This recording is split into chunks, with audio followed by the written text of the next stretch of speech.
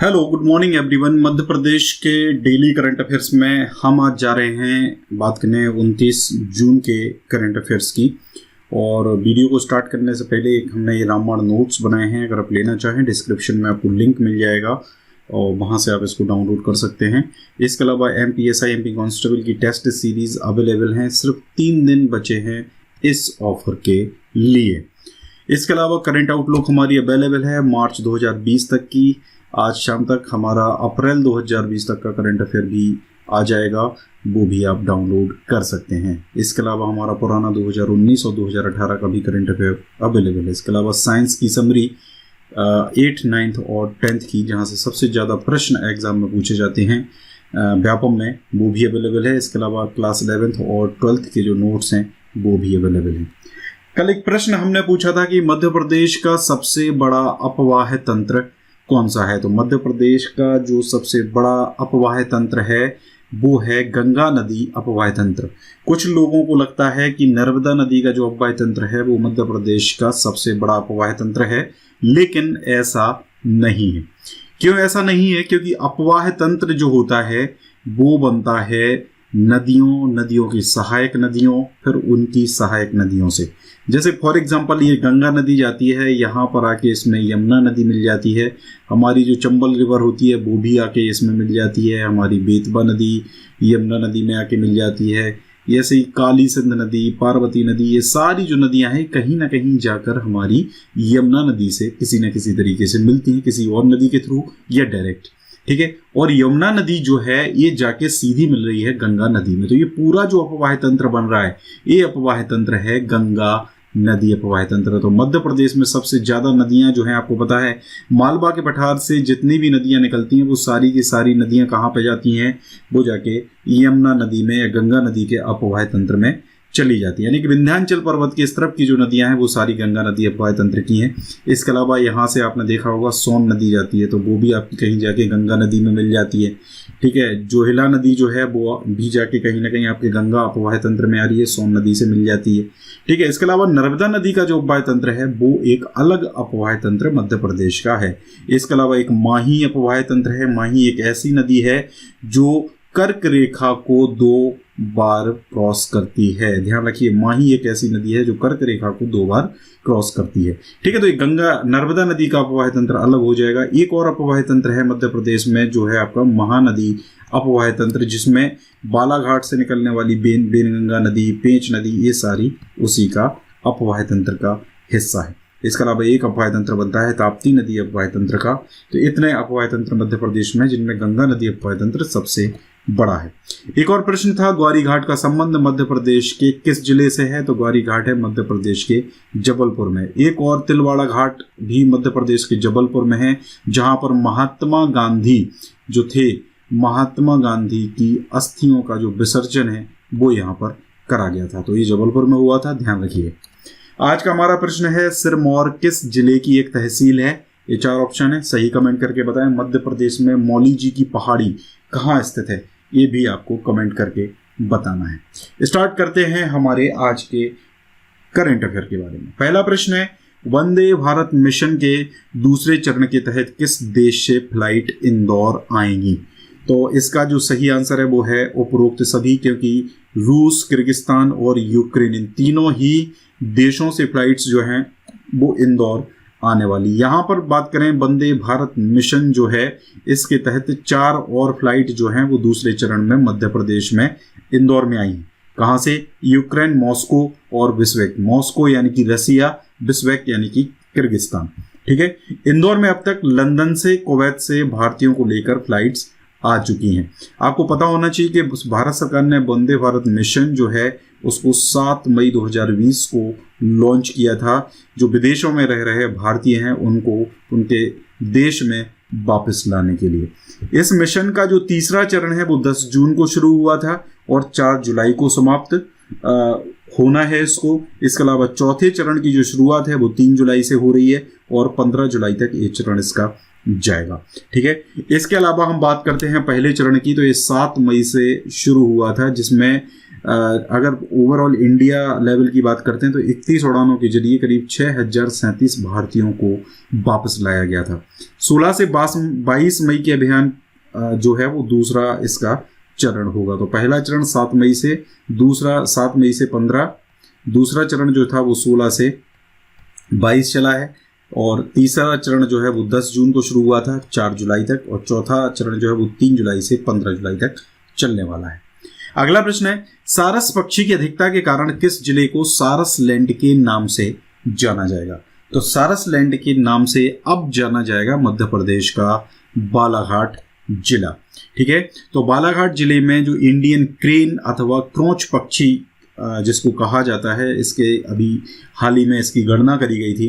ठीक है, और पर्यावरण और वन्य जीव संरक्षण और संवर्धन के लिए एक संस्था कार्य करती है, सेवा गोंदिया।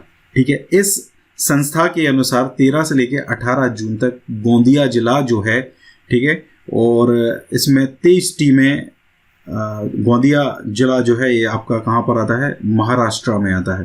ठीक है, ध्यान रखिए। इसके अलावा बालाघाट जिले में 21 टीमें बनाकर ये इनकी गणना करी गई थी 13 से लेकर 18 जून तक। ठीक है, तो यहाँ जो कलेक्टर हैं दीपक आर्य, उन्होंने ये जानकारी दी है कि गोंदिया जिले में 45 से 47 और बालाघाट जिले में 56 से लेकर 58 सारसों की गणना करी गई है।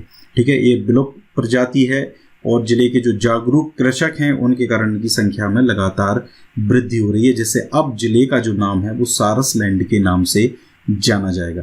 ठीक है, तो कलेक्टर ने ये चीज की जो जानकारी है वो दी है। हाल ही में किस जिले के किसानों के लिए फलोद्यान योजना लागू की गई है? तो देखिए, फलोद्यान योजना जो है वो मध्य प्रदेश के इंदौर जिले के जो किसान हैं उनके लिए लागू करी गई है, महात्मा गांधी राष्ट्रीय ग्रामीण रोजगार गारंटी योजना के तहत, यानी कि मनरेगा के तहत इस योजना को लागू किया गया है। और इसमें जिले के 1000 से अधिक किसानों के खेतों में आम, अमरूद, नींबू और सीताफल के पेड़ लगाए जाएंगे, यानी कि फल के पेड़ इसमें लगाए जाने हैं, फलों उद्यान। ठीक है, फलों का उद्यान इसमें बनाया है। सबसे बड़ी चीज है यह जो योजना है वो लघु सीमांत SC ST महिला और दिव्यांग किसानों के लिए होगी। 3 साल की ये योजना होगी जिसमें किसान अपने करीब 1 एकड़ के खेत में बगीचा लगा सकेंगे, फलों का जो बगीचा है वो लगा सकेंगे। और इसके लिए जो लक्ष्य रखा गया है, जिले के जो 4 विकास खंड हैं 700 हेक्टेयर में बगीचे लगाने का।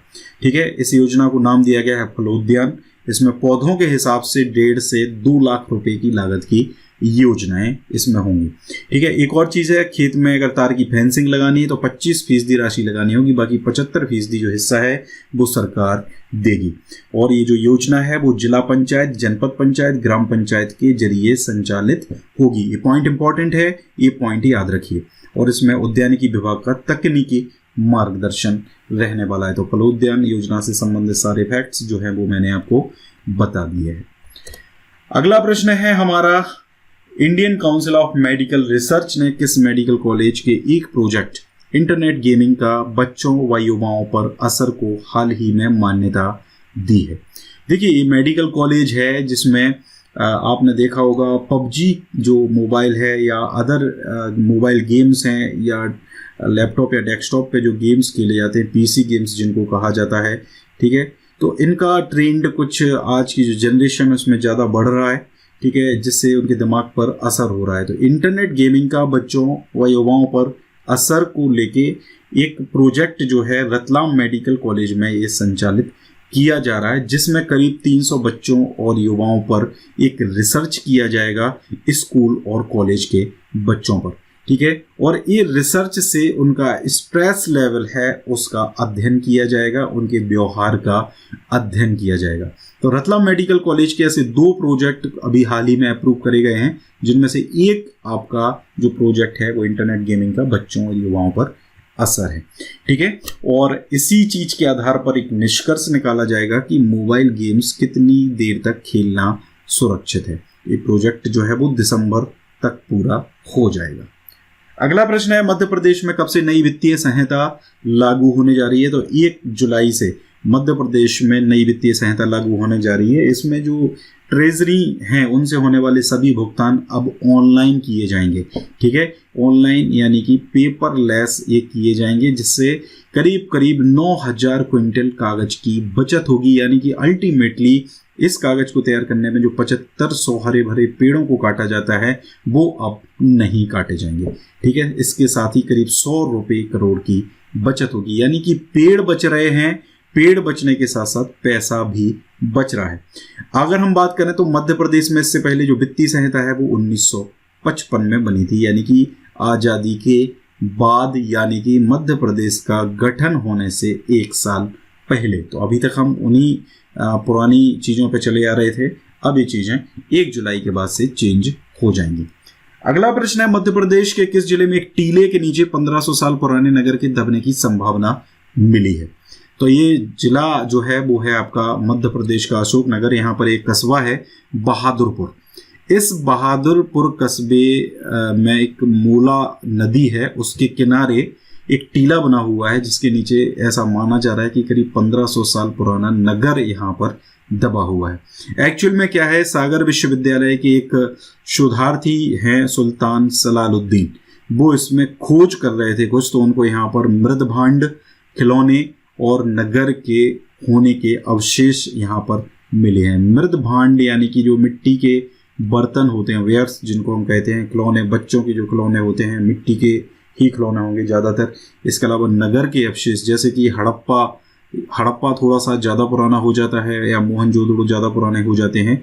ये जो नगर हैं ज़्यादा पुराने नहीं हैं, करीब 1500 साल पुराने नगर ये होंगे।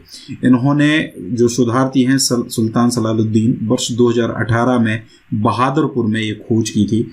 जिस प्रकार की मूर्तियों के अवशेष यहाँ पर मिले हैं उनमें चित्रांकित प्रथाएं जो हैं वो भारत के राजपूतों में प्रचलित थी। मतलब राजपूत से संबंधित जो शासन है वो यहाँ पर रहा होगा। 14वीं-15वीं सदी का एक 3 खंड वाला सती स्तंभ भी मिला है, जिसके खंड में वीरांगनाएं युद्ध कर रही हैं। मतलब ऐसी ऐसी चीजें वहां पर मिली हैं, तो ऐसा माना जा रहा है कि वहां पर एक नगर हो सकता है। तो इसकी जानकारी उन्होंने आगे दे दी है, तो आगे हो सकता है यहाँ पर खुदाई का कार्य जो है वो चलेगा। अगला प्रश्न है, मुख्यमंत्री शहरी असंगठित कामगार एकीकृत पोर्टल की वेबसाइट है।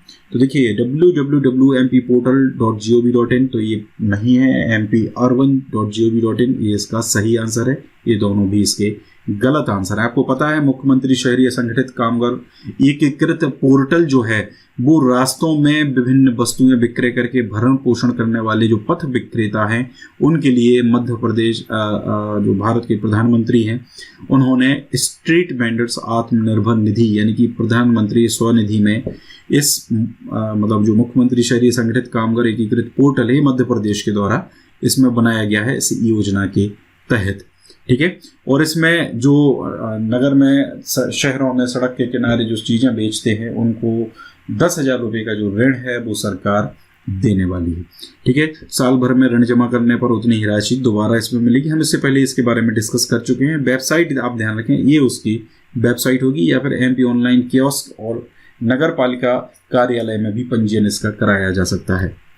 गाइस, ये पूरा था हमारा आज का वीडियो। अच्छा लगा है लाइक करिए वीडियो को, ज़्यादा से ज़्यादा वीडियो को शेयर करिए। अगर आप चाहते हैं कि करंट अफेयर्स मध्य प्रदेश का कंटिन्यू चले तो आपको वीडियो को शेयर करना होगा ज़्यादा से ज़्यादा लोगों तक। ज़्यादा से ज़्यादा लोगों तक वीडियो शेयर नहीं होगा तो मैं इसको नहीं बनाऊंगा, बंद कर दूंगा। Thank you very much.